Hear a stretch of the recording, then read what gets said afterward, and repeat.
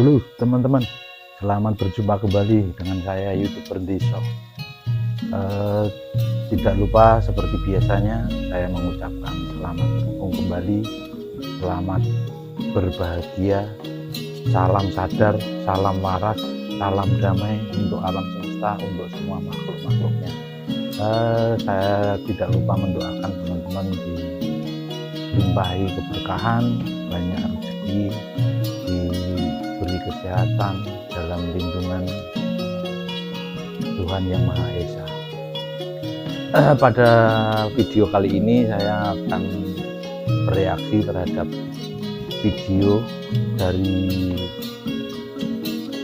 YouTuber yang nanti linknya akan saya tautkan di deskripsi. Kalau ingin mengunjungi situsnya, teman-teman bisa klik link di tautan yang saya lampirkan di deskripsi.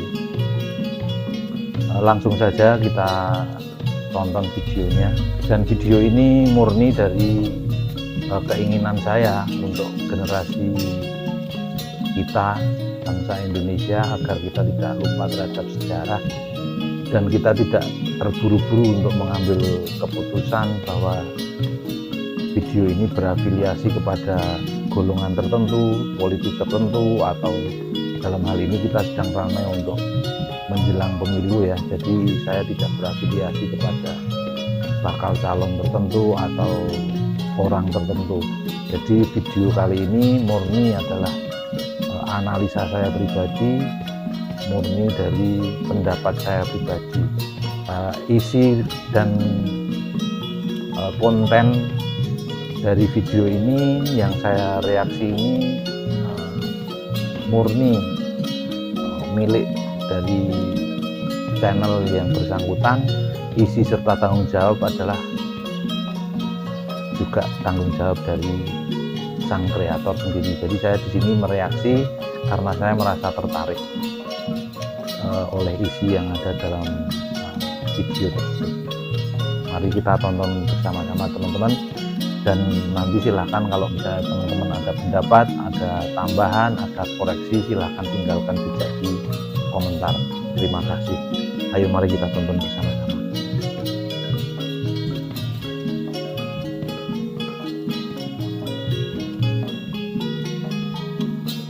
Kita nonton sambil minum teh, kawan-kawan. Minum teh dulu.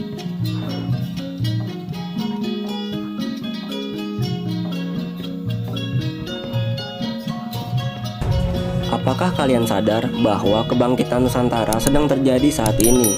Ataukah kalian sudah bisa merasakannya? Bahwa Nusantara yang selama ini sedang terpuruk, kini sedang bangkit dari tidurnya menuju era keemasannya. Video menarik.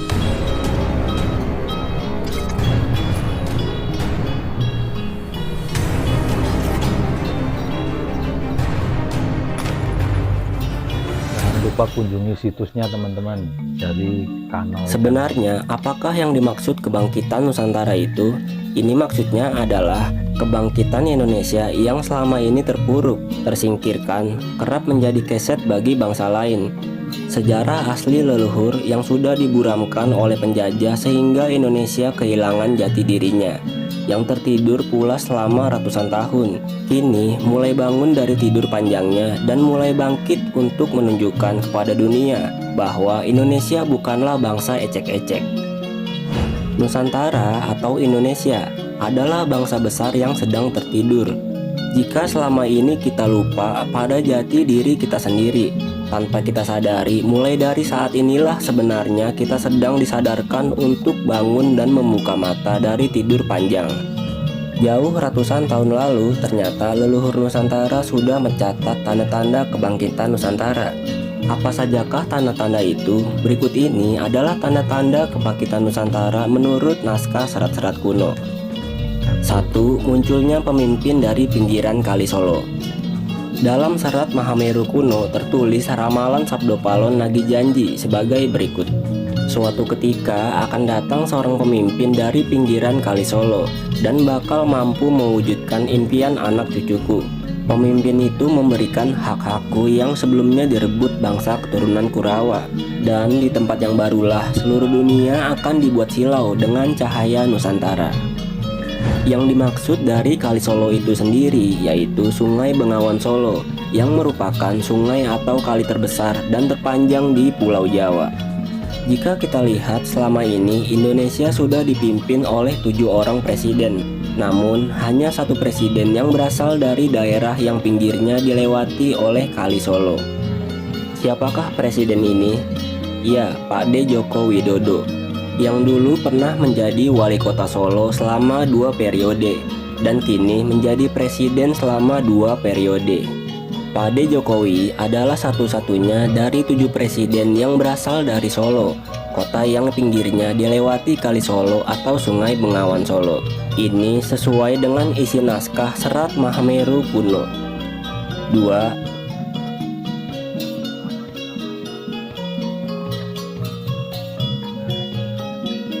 Bentar teman-teman ya, ini video yang saya buat ini bukan berafiliasi kepada politik tertentu, golongan tertentu, partai tertentu, ataupun yang sekarang lagi rame kepada baca pres tertentu. Jadi video ini saya reaksi berdasarkan murni dari niat saya sendiri, karena saya tertarik untuk melihat video ini. Entah ini video ini sebuah kebetulan, bukan video maksudnya, rujukan video ini yang dibuat dari dasar serat-serat atau kitab-kitab kuno yang kalau orang bilang sih katanya itu ramalan-ramalan. Entah itu sebuah kebetulan ataukah entah itu memang pergerakan energi alam semesta, saya sendiri juga nggak tahu. Nanti silahkan teman-teman mengomentari sendiri dan melihat videonya langsung di channel yang bersangkutan ya, nanti saya tautkan linknya. Jadi saya tidak berafiliasi kepada entah itu partai politik, tendensi politik, maupun membela atau tidak membela seseorang yang menjadi calon pemimpin di negeri ini. Cuman saya tertarik terhadap narasi-narasi yang diambil dari sejarah-sejarah kitab-kitab kuno di Pulau Jawa khususnya dan di Indonesia pada umumnya. Seperti itu ya, kita lanjutkan kembali. 2. Ramalan serat-serat kuno. Kebangkitan Nusantara ini ternyata sudah lama diramalkan dalam karya-karya sastra kuno. Di antaranya adalah Serat Jangka Sabdopalon atau yang saat ini dikenal sebagai Sabdopalon Nagih Janji, Serat Jangka Jayabaya, Serat Dharma Gandul, dan Serat Mahameru kuno. Diungkapkan dalam isi serat-serat kuno tersebut, sejak runtuhnya Kerajaan Majapahit, Nusantara mulai mengalami kemunduran dan mulai kehilangan jati dirinya. Nusantara akan terus menjadi bangsa yang mudah dijajah dan diliputi oleh beragam konflik. Kelak 500 tahun kemudian, jati diri Nusantara akan bangkit dan berjaya menuju era kemasannya kembali, hingga Nusantara menjadi mercusuar dunia. Seluruh dunia akan dibuat terpukau oleh kemilau kejayaan Nusantara. Setidaknya begitulah yang diungkapkan oleh Eyang Semar yang tertulis dalam serat-serat tersebut. Eyang Semar merupakan sosok gaib yang sangat dihormati di tanah Jawa. Beliau telah diutus turun ke bumi untuk menjadi pamomong para kesatria. Sekarang mari kita hitung berdasarkan tahunnya. Dalam serat tersebut diungkapkan Nusantara akan bangkit setelah 500 tahun dari runtuhnya Majapahit. Sejarah Majapahit sendiri benar-benar mengalami keruntuhan pada tahun 1527 setelah diserang Kerajaan Demak di bawah pimpinan Sultan Trenggana. Maka era keemasan kebangkitan Nusantara setelah 500 tahun dari keruntuhan Majapahit yaitu dimulai dari abad ini. Mulai tahun-tahun ini juga Nusantara sudah mulai menampakkan tanda-tanda kebangkitannya. 3. Berdirinya Garuda Wisnu Kencana di Pulau Dewata. Dalam Serat Mahameru kuno juga disebutkan pertanda yang pas dari kejadian di Indonesia akhir-akhir ini, yaitu berdirinya Garuda Wisnu Kencana di Pulau Dewata atau Bali. Dan hal ini tertulis jelas dalam serat kuno tersebut sebagai berikut. Ingat, berdirinya Garuda Wisnu Kencana di Pulau Mahadewa akan mengawali tonggak dunia Nuswantara telah lahir kembali. Pulau Mahadewa ini banyak ditafsirkan sebagai Pulau Bali, karena julukan Pulau Bali memang Pulau Dewata.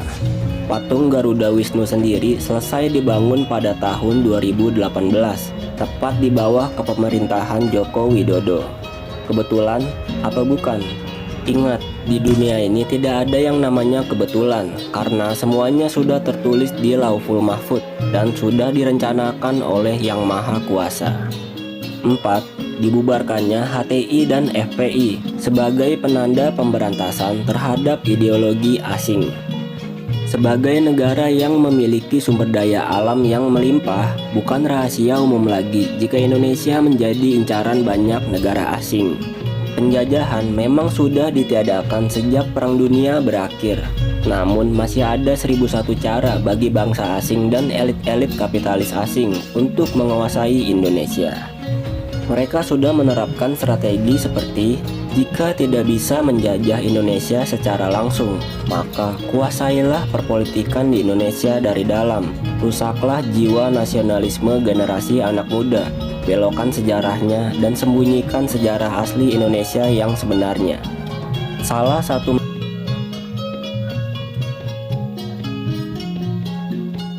Ya inilah yang sebenarnya bisa memecah belah bangsa kita, teman-teman ya.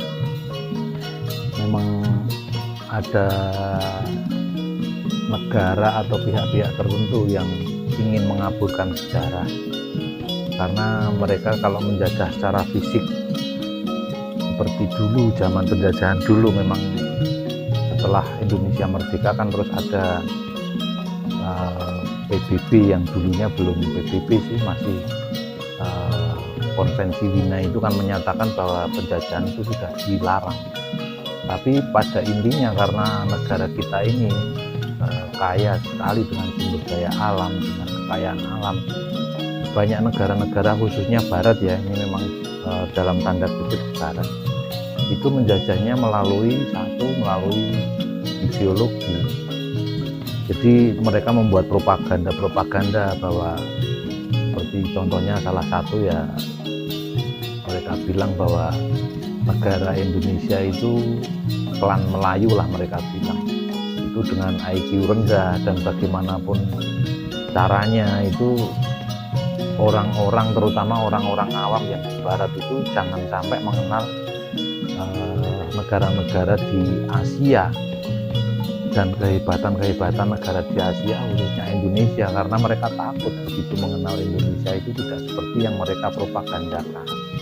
Jadi memang ada agenda tertentu tersembunyi, salah satunya ya seperti itu. Terus yang ini di video ini kan ya, ini tentang contohnya diobrak-abrik melalui ideologi itu, mereka masuk ke dalam dengan memasukkan golongan tertentu, di mana mayoritas negara kita ini kan bangsanya kan beragama Muslim, maka mereka memasukkan golongan-golongan orang dari Jazirah Timur Tengah ya, khususnya Yaman yang kita semua tahu dalam sejarah memang tidak begitu banyak disebutkan, untuk memecah belah negara kita ini dari dalam, dari ideologi dulu.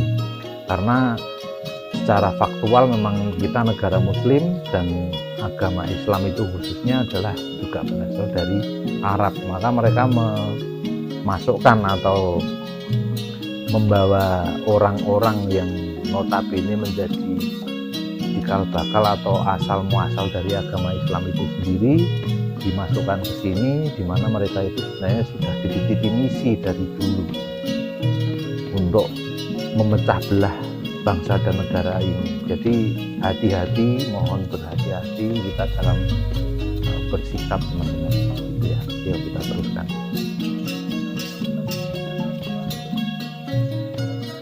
Metode penguasaan ini adalah dengan memasukkan ideologi-ideologi asing ke dalam Indonesia.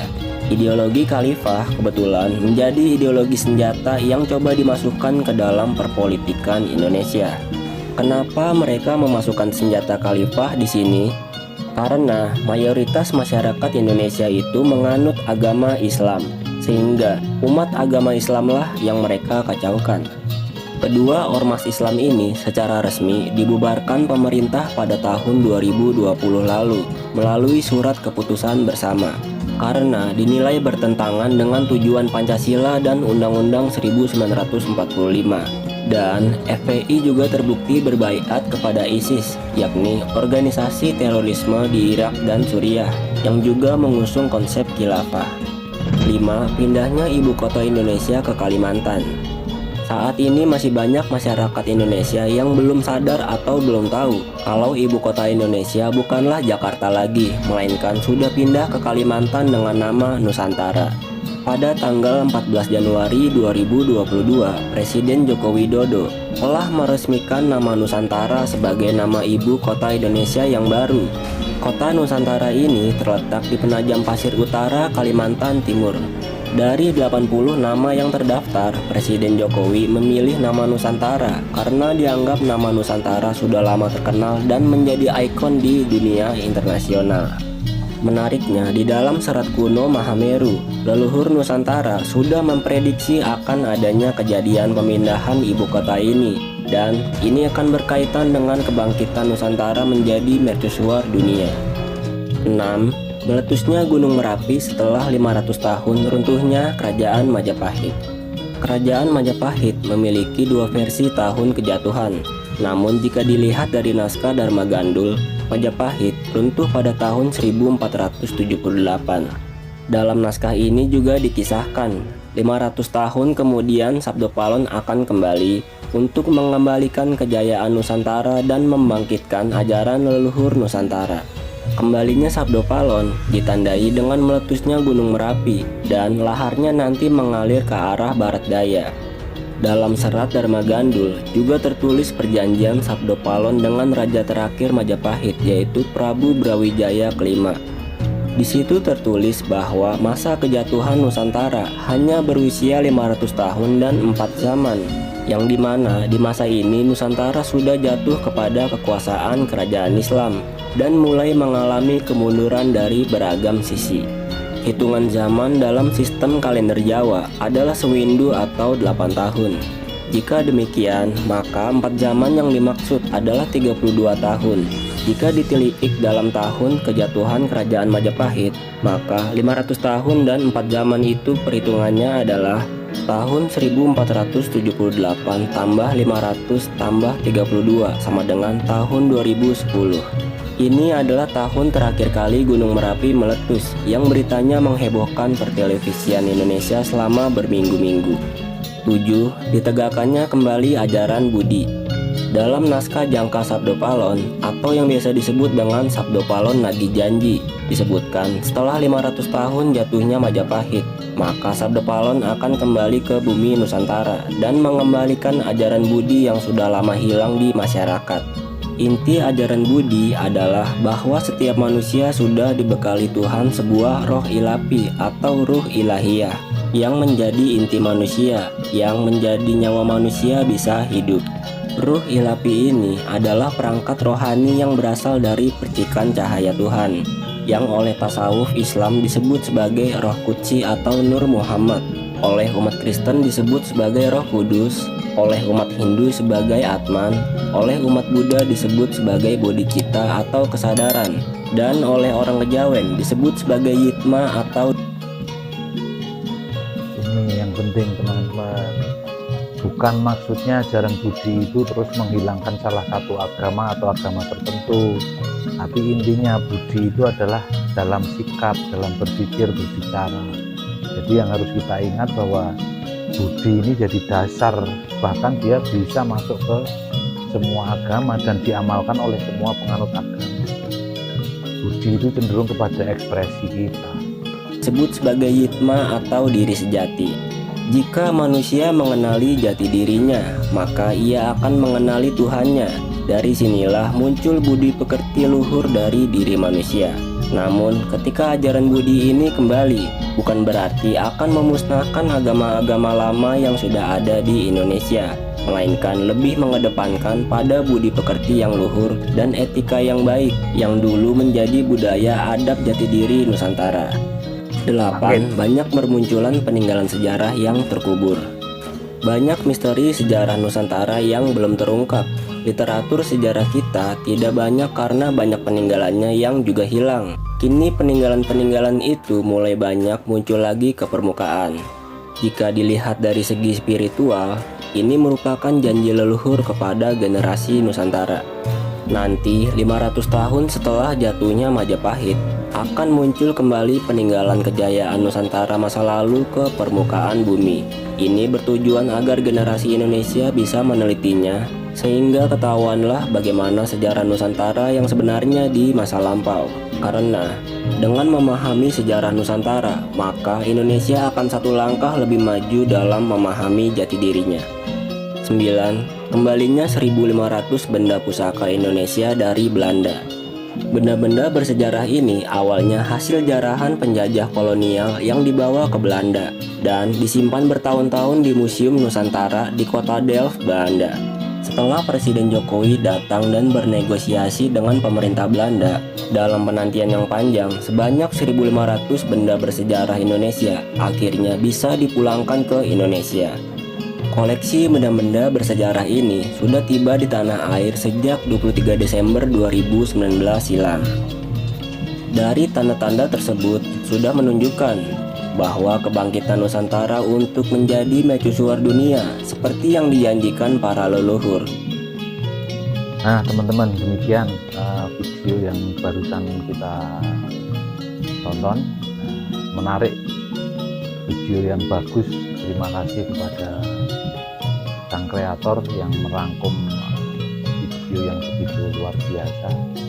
Dengan kreativitasnya saya menghargai. Terima kasih, karena dengan video ini saya bisa mereaksi, bisa berpendapat, juga bisa menyebarkan ke orang lain. Mudah-mudahan video ini bermanfaat ya. Jadi dengan adanya video ini, mudah-mudahan kita menjadi lebih sadar tentang jati diri kita sebagai bangsa Indonesia khususnya, dan sebagai manusia pada umumnya. Jadi kita bisa lebih berhati-hati dalam bersikap, berpendapat. Kalau memang ada yang tertarik terjun di dunia politik, baik itu secara praktis maupun politik yang sifatnya tidak partisan, kita bisa lebih bijaksana dalam menentukan pilihan, dan kita bisa melihat calon-calon yang ingin atau akan memimpin bangsa dan negara kita ke depannya. Kita bisa lebih bijak dengan pikiran terbuka, dengan pikiran yang jernih, berdasarkan analisa, berdasarkan data-data yang ada. Seperti itu dulu teman-teman video kali ini. Seperti biasanya, tidak lupa saya doakan teman-teman selalu sehat, banyak rezeki, mulia di dunia dan di akhir. Selalu berhati-hati dalam setiap kata, setiap tindakan yang diawali dari berhati-hati dalam berpikir. Semoga tetap selamat, semoga bahagia, jangan lupa bahagia. Salam waras, salam damai, salam berkah. Sampai jumpa di video saya berikutnya teman-teman. Terima kasih sudah menonton.